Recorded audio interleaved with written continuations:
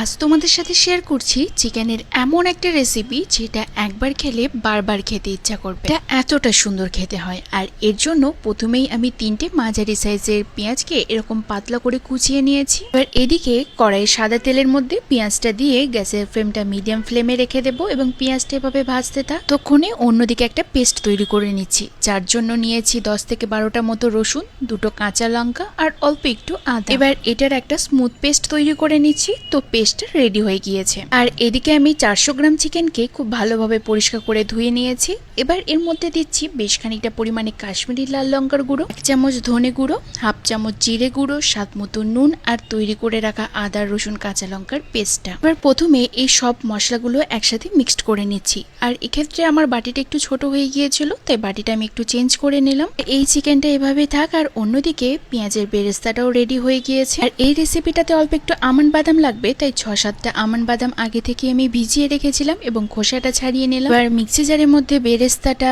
Almond বাদাম আর কয়েকটা কাজু আর অল্প একটু দুধ দিয়ে এটার একটা স্মুথ পেস্ট তৈরি করে নেব।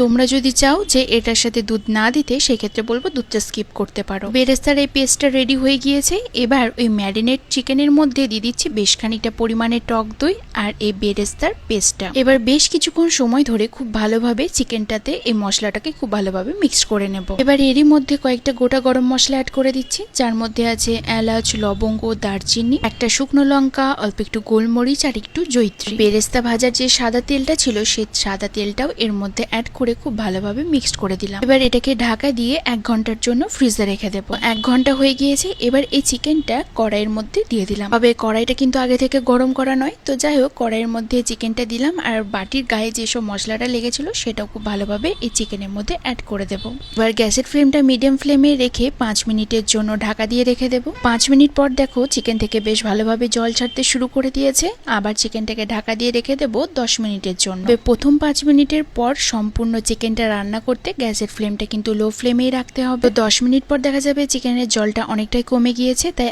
আগে থেকে গরম করা জল এর মধ্যে একটু অ্যাড করে দেবো, যাতে চিকেনটা খুব ভালোভাবে সেদ্ধ হয়। দেন আবারও 15 মিনিটের জন্য ঢাকা দিয়ে রেখে দেবো। 15 মিনিট পর ঢাকা খুলে চিকেনটা একটু দেখে নেব যে চিকেনটা পুরোপুরি সেদ্ধ হয়েছে কিনা। যদি পুরোপুরি সেদ্ধ হয়ে যায়, তাহলে এর মধ্যে বেশ খানিকটা পরিমাণে ধনেপাতা কুচি দিয়ে খুব ভালোভাবে মিক্সড করে নেব। আর এই চিকেনটাতে অতিরিক্ত গ্রেভি থাকে না, একটু গা মাখা থাকে, যার ফলে খেতে বেশি ভালো লাগে। তো ব্যাস রেডি হয়ে গেছে অসম্ভব সুন্দর স্বাদের নিজামি মুরগ। এটা বানানো ভীষণই সহজ। আর এই রান্নাটাতে আলাদাভাবে কষিয়ে কষিয়ে রান্না করার কোনো দরকার পড়ে না। মাঝে 2-3 বার নাড়াচাড়া করলেই এই চিকেনটা কিন্তু একদম রেডি হয়ে যাবে। আর এই নিজামি মুরগ রেসিপিটা এতটাই সুন্দর হয় যে তোমরা যদি একবার খাও, দেখবে বারবার খেতে ইচ্ছা করবে। তো তোমরাও যদি পারো একবার অবশ্যই এই রেসিপিটা ট্রাই করো। পরোটা, নান, তন্দুরি রুটি, রুমালি রুটি, ফ্রাইড রাইস, পোলাও, এই সবের সাথে খেতে কিন্তু এই চিকেনটা অসম্ভব সুন্দর লাগে। তো তোমরা কিন্তু আমাকে অবশ্যই জানিও তোমাদের এই ভিডিওটা কেমন লাগলো।